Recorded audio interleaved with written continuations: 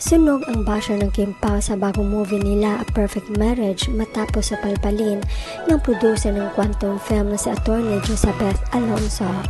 Matapos mag-post si Atty. Juji ng clip para sa movie ng Kim Pao at may caption na "What makes it work? What makes you stay?" at nakatag ito kina Kim at Paolo Avellino.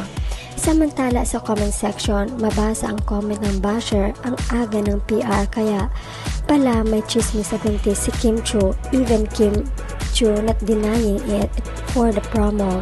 Gagawin ang lahat nakalinlang para sa movie, saan nito. Agad din nireplyan ito ni Juji ang pahayag nito. "Your statement is farthest from the truth.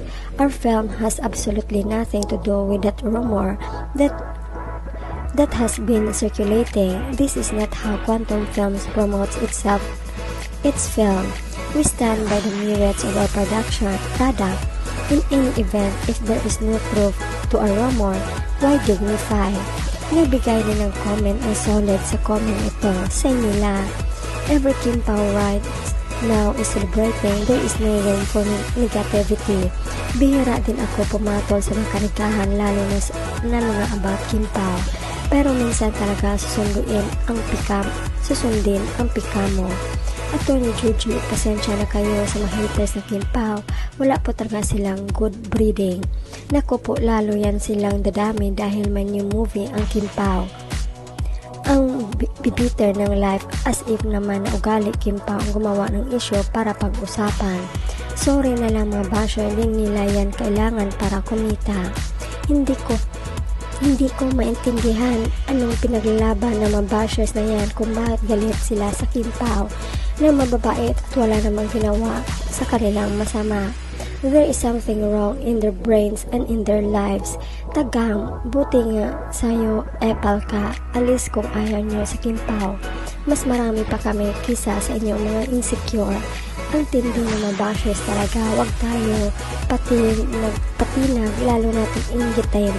Blockbuster natin ang movie. Kung sino hindi maka-afford bumili ng ticket, mag-donate tayo katulad ng ginawa natin sa pagboto kay Pao. Nga ang bashers kay Atty. Juji, baka akala mo lawyer pa yung na-accuse mo ng ganyan. Lagot mga basher, nag-comment pa talaga sa account ni attorney. Di nila alam sa Atty. Juji may hawak ng case na karaan ng bini tungkol sa basher na sampulan mga yon. Kaya sa mga basher na Kim Pao na tired, Janine, ikunin, maha, balak manira ng movie kung saan kalat niyang basher na yan na para bang obligasyon ni Kim umamin o mag-deny sa kanya kung buntis o hindi. Chicken brain kasi mga bashers. Ang mga fans sa Kim Pao kasi yayamanin at may mga pinag-aralan. Mga fans ng ibang kampo maugaling squatter, hayaan nyo sila maingkiterang basher na yan.